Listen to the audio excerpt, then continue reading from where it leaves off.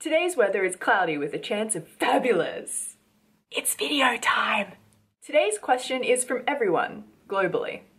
You guys have a lot of questions about blush, powder blush specifically, and because I'm the resident blush master, today I'm going to answer them for you.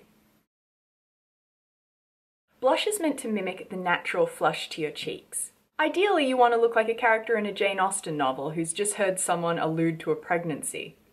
Out loud. I think that everyone needs only two blushes in their makeup case, one with a cool tone and one with a warm tone. Generally speaking, the cool toned one should be like a pink or a berry, and the warm toned one should be like a peach or an apricot or a coral. Right now you're probably thinking, but Allie, there are a million pink and apricot blushes out there. How do I narrow it down? The answer is, as with most things, you just have to try them out. But of course, I have some guidelines for you. So when I'm helping my friends or family members find their dream blush, I let their complexion be their guide. Way better than a conscience, right? What this means is that if you have pale skin, you're going to want to look for lighter colours, light pinks and apricots. This doesn't mean you're stuck in the land of pastels forever. It just means don't get into colours that are too dark. It'll make you look like a clown. If you have a medium skin tone, pretty much anything is going to look good on you, but look for shades in the middle of the blush rainbow. Like rose pinks and apricots. If you have a dark complexion, the world is your blush oyster. Look for deep, rich pinks and berries, and even cool reds, and corals and oranges for the warmer tones. Remember, these are not mandated blush colour laws. The most important thing with makeup is that you wear it the way you like it, and that extends to picking colours. These are just some places to start when you're hunting for shades. My chosen blushes are Desire by NARS, a bright cool pink that kind of defies photography, and Glisten by Tarte, which is a warm apricot-y peach kind of colour. When you guys see me wearing blush, and you always see me wearing blush, I'm wearing one of these colours. Blush goes on after you've moisturised, foundationed and powdered your face, but before you apply highlighter. I know, another makeup mystery solved! For me, the ideal powder brush is one that has a footprint, so this part here, around about the same width as the apple of my cheeks. It has a variety of length of bristles, so short and long ones, and they're not too densely packed together. Really dense brushes like kabuki brushes often pick up too much product, and we don't want that. If your brush is like too big and wide, you'll end up with blush smeared all over the sides of your cheeks. No.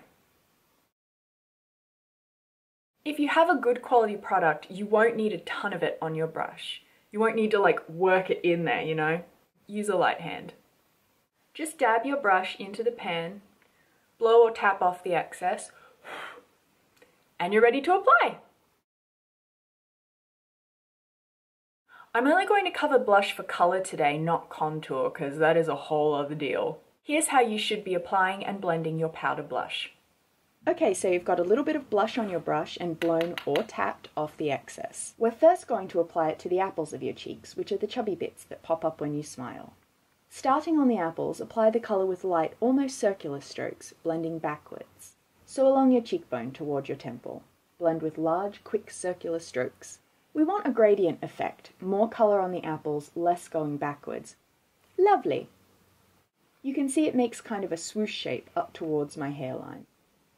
Now let's zoom in so you can really see what I'm doing. Apples again.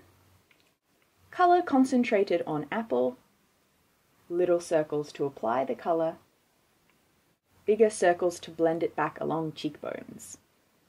A teeny bit of blush on the tip of my nose and I'm finished. Don't I look like Mr. Darcy just told me a saucy limerick? Oh, Mr. Darcy!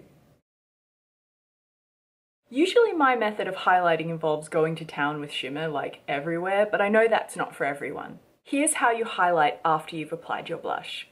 My highlighter is a pinkish white shimmer, almost the same shade as my skin. And my brush is kind of medium, but flatter on one side. With the flat side of the brush, apply the highlighter in a C shape, on top of your cheekbone, around your eye, and over top your brows too, if you like. Use short feathery strokes to blend the highlighter down into your blush so that it isn't just sitting there. Other side too, of course. Make sure your mirror gets into the shot. Ugh. Yay, blending! A stripe down the bridge of your nose and you're highlighted. Congratulations, you are now a blush master. I hope this video has been helpful for you guys. With some gorgeous colours, a really great brush and some practice, you'll have the most fantastically applied blush in all the land. Remember, if you have any questions for me, I've probably already read your mind. We need to have a talk about some of the stuff in there.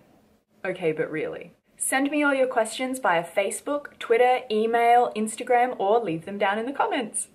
Alright, that's it from me. I'll see you next week, everyone. Bye!